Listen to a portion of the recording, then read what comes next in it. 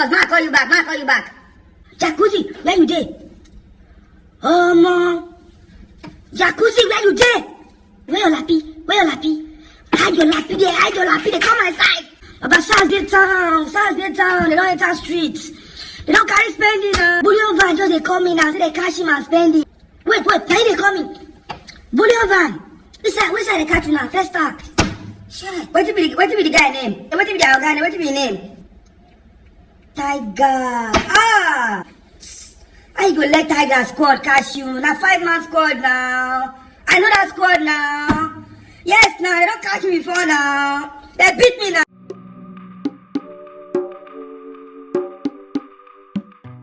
Something else came up recently. This was, I don't know if you guys know, but there's this character called Hushpuppi. He's got like a group He is. Yeah, he's got a group of friends. They are very flashy. Let me just say that. Very extremely flashy. And I'm going to put up some of their pictures. But they have been rumored to be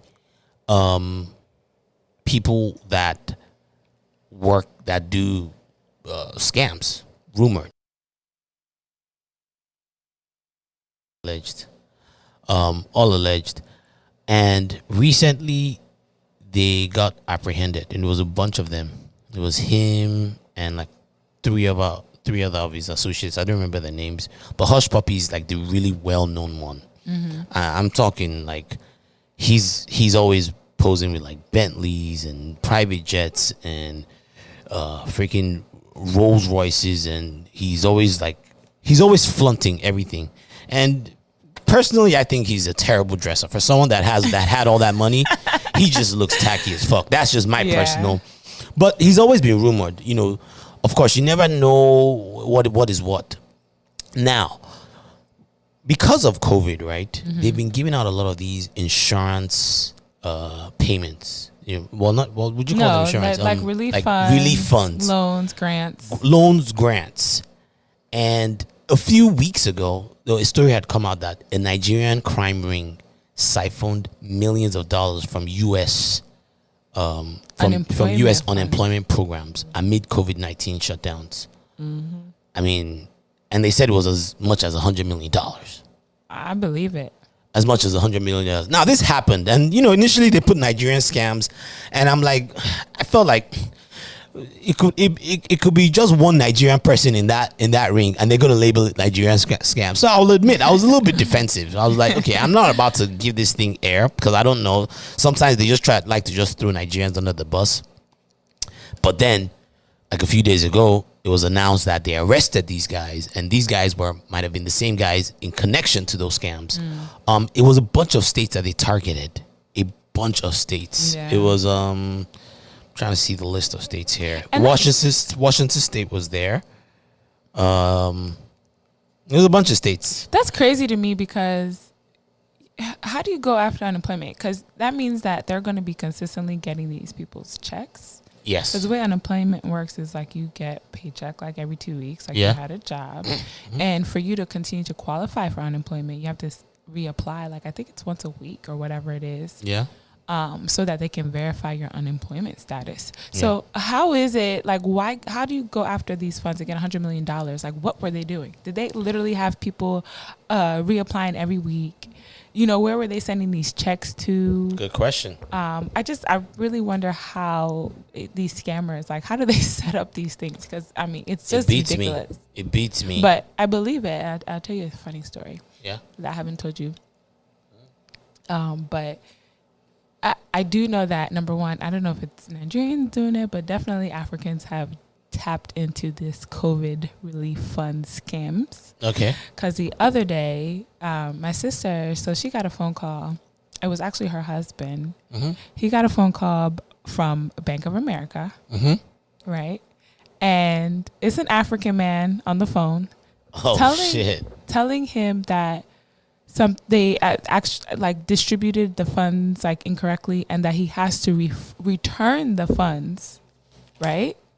And this was for it was for one of their like small like business loans or whatever, COVID relief for their business. And And so he's playing along because, first of all, I don't know if these people are looking at the names before they're making phone calls. Like, don't try it. So he's like, oh, okay, yeah. Like, oh, what's going on? Whatever. They're like, oh, you have to return the funds. And, we'll give you, here's the account number. Yeah. So they give him the information on where to send the funds, return the funds to, right? Yeah. Number one, you're calling from Bank of America, and they had all his information. Like, they verified his business information and whatnot. You're calling from Bank of America, number one, right? If you were Bank of America and you accidentally gave somebody money, yeah, you can take it right back. Yeah. Okay. You don't have to give them a call. call. You don't have to give them a It's in your bank. number. It's in your bank. Yes. So they're like, you have to return the funds. So he's like, okay, yeah, okay. He took down the information and whatnot, and they got off the phone. Of course, they called Bank of America to verify this, and I haven't gotten an update since then. But it's so funny because, like, we see all this stuff online and we laugh or whatnot, but, like, people are actually doing it, and it's very apparent that they're doing it. And it was an African man on the phone. It's not like he tried to, use a different accent. And the funny thing is that people who are just ignorant. I wonder if they called from Nigeria. They probably did, because there's a way that they can route calls and make it look like they're local. Yeah, who knows? But the scary thing is that they had the level of information that they had. Yeah. It makes you wonder, number one, is it an inside job? Number two, like, how secure are these banks and these systems, right? That they can get access to this information. Yeah. Number three, it's just like, who is, for them to be doing it, like, people are falling for this. And, like, Clearly. like, a bank cannot call me and give me an account number to send money to. No. Like, it's just not happen. Like, I would just be like, what? That doesn't ridiculous. make sense. You have it. Why should I be giving you my bank account number? Yeah. That's but funny story. But but I'm glad you brought that up, because honestly, like, this stuff makes it harder for Nigerians to do business abroad. And I don't know if he was a Nigerian.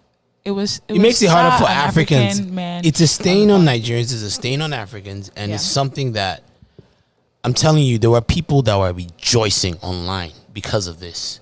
Because you don't understand how long this guy has been flaunting. Like, he has, like, man, I wish Wale was here. He would give you, Wale follows him. He would give you the breakdown. He would come online. The guy would be like, all you people, all the haters. And then he talks in this very, very, very crass tone. He'd be like, people, blah, blah, blah. And he'll flaunt. Like, he'd be doing TikToks. And, like, in, like, flashing his Rolls Royce keys out. There's a particular one that Wale sent to me that I'll probably post on the video. But yeah, man, like, these guys be flaunting it. And what happens? And people like that always get caught. But what happens is, you have other people in Nigeria that end up looking up to people like that. Like, they realize that, oh shit, this guy got away with it. Like, why the heck would I be here in my circumstance? Oh, you mean like other scammers? Yeah, in Nigeria. So stuff like that, when they get taken down, it's always a good message. Like, okay, look, you might be going into this lifestyle, but eventually this is what might end up happening to you. And I think that's the message that sends. Well, you would hope that that's the message it I would sends, hope. But there's still so many people out there doing it, and they're not getting caught. You know what I mean? And there's people who are smart enough to do it for a period of time and get out. Yep. And there are also people that are smart enough to do it and not be so flashy. Yes. So I don't know if it's necessarily sending Gonna the message be you would think or a be deterrent? that impactful. So you don't think it's going to be a deterrent? No. I think when you take down someone this big that has been getting away with it for this long, I think it makes a dent. And I feel like I've kind of seen it online with certain people. Like, there's this guy, Tunde Ednut, for instance. He's like this big blogger. Everyone's always, I get a lot of my news from him, and he's been relatively quiet on it. Relatively quiet. And then I think he's been getting messages like, how come you don't post? Because he posts everything else, but for some reason he's not really posting that. And why do you think that? And I think maybe he might have some kind of perhaps he has some kind of relationship with him. Perhaps he has some kind of ties to him. I don't know how, but I know he posted a message about it. Let me pull it up. It's here. But I just found it odd, and he wasn't the only one. There were a bunch of other people that either they weren't gonna speak against it, or they were like trying to speak in this Hushpuppi guy's defense, which I just found to be like, You know what I'm saying? Our culture, like, it's a reflection of our culture. You know, you have people literally still trying to defend these things. Oh, I mean, of course. I mean, Yeah, it's rather unfortunate. I can't find the message now. Once I find it, I'll post it up. But basically, he was just talking about how. Oh yeah, I think I found it. Picture of a person that is tired of you. No, that's not it. Okay, yeah, I found it. He said, Why are people so wicked? You people have seen or heard about Hushpuppi. Some people have been insulting me in my DMs and on my post in the comments section, asking why I haven't posted the news. Please, haven't you seen it already from other pages? Why do you derive so much joy and happiness when someone falls? Why are we humans like this? And then the caption, he put, if you have money, you don't owe anyone. Spend your money alone. People will laugh anyways when something happens to you, whether you are legit or not. Once you fall, they get happy. Hustle for yourself, blah, blah, blah, blah, blah, blah, blah, blah. The rumor is that this guy props up a lot of people. A lot. And that's not just bloggers. I'm not saying he's propping up this guy. I'm saying that's the rumor. Like, he sorts people out. He sorts people to, like, give him, like, positive coverage. He sorts... Who, the Hushpuppi guy? Yeah, the Hushpuppi guy. He sorts out freaking musicians, like, shouting him out on songs. I don't know if they still do it, but, you know, there've been reports of that. So this is someone that has created this branding for himself, and to a point where it was almost like he was getting legitimized. Exactly what is being legitimized? His lifestyle that he lives on social media? Perhaps, yeah. Like, does he portray that like he has some type of job or business or what? They say he's into real estate, which he probably is. But so is that what they're trying to legitimize, or they're just trying to legitimize him as like as somebody who as has a figure, money. as someone that has money and someone that should be respected, and someone as a figure respected for what? Money? For money, yes. I mean, you know, Nigeria now. We know our culture celebrates and glorifies people that have money, regardless of how they got it. Yeah, including politicians. And you see politicians doing the same thing. They try to legitimize themselves to make it seem like, oh yes, you know, but they're really stealing money. The same thing with Yahoo boys. Yeah. They do it a lot. So let me not belabor the point. So basically, they're saying FBI was behind this. FBI went to Dubai, which is where he resides, picked him up, allegedly, along with Interpol. Now, what's going on is EFCC, which is like the Niger FBI, whatever. They want him extradited to Nigeria, which is, to me, is a terrible idea. Terrible. The last person that they did that to, Mompha, we talked about him here too. Same thing. He got picked up in Dubai by Interpol, got sent to Nigeria. Few weeks later, got released. Of course. And he's living his life and still flaunting. Of course. They just ridiculous. They all have a price. Ridiculous. They all have a price. So what we're all hoping is that they don't release this guy. I don't think it would send the wrong message if they do, because then what's the point? Then if that's the case, then everyone might as well just keep doing what they do. Here's the thing. We need to change or not, the branding. all I'm saying is that can he give these people back their money, their hard-earned money that he's where these scammers, like, they steal from people all over the world, right? Yes. Can they give them back their money? That's it. That just never happens. No, it doesn't. And that's what's unfortunate. Let them live, whatever. It doesn't like necessarily affect me or you, but I think. what but about I think it does. the to thing an is that they extent. let them live and then they keep the money. They have the money stashed somewhere and they're living that life off of somebody else's hard work. The reason why I think it affects me and you is because, to an extent, it affects our image. And there are certain businesses, when they see that you're Nigerian, they're less likely to want to deal with you as a result of the issues that they've been going with scammers. And I think... I mean, potentially.